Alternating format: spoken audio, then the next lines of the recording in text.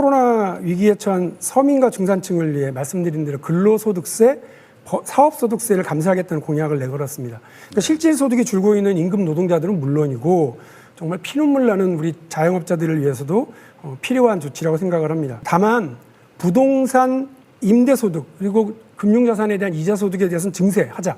그리고 10억 이상의 슈퍼리치에 대해서도 증세하자는 것이 저의 생각입니다.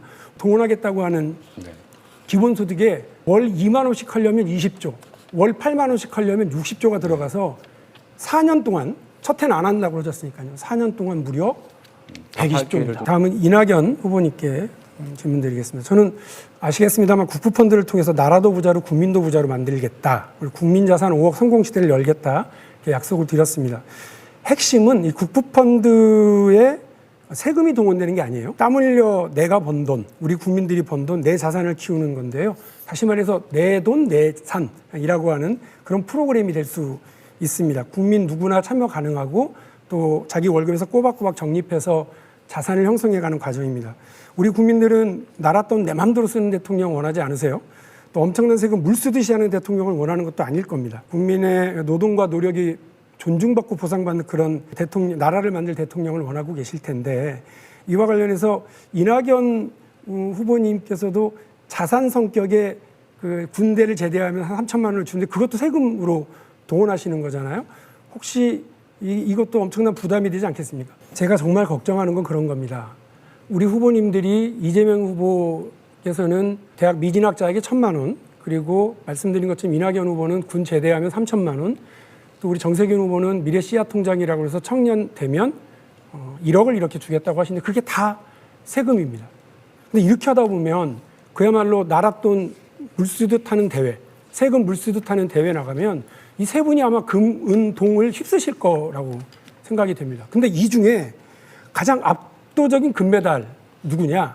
저는 이재명 후보라고 생각을 합니다. 기본소득 공약을 위해서 무려 임기 내 120조를 눈 하나 깜짝하지 않고 쓰겠다고 얘기를 하셨습니다. 엄청난 세금 동원 정책이고요.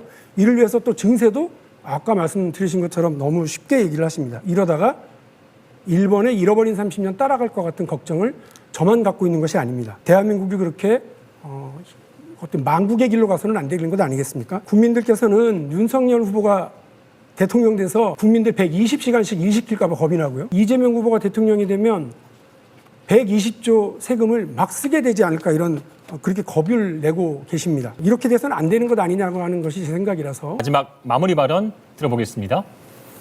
네, 영화 국가대표에 나온 노래입니다. 10년 전에요. 제가 민주당 당대표에 도전한 적이 있는데요. 그때 제 응원곡 주제곡이기도 합니다. 누구나 쓰라린 경험들이 있습니다. 김대중 대통령 청년 시절에 진보정당 활동하셨었고요. 노무현 대통령 운동권 길거리 변호사 출신으로 감옥도 드나들고 하셨었습니다. 어쩌면 그런 경험과 진보적인 활동이 대통령으로서 갖춰야 될 덕목을 갖도록 했는지도 모릅니다.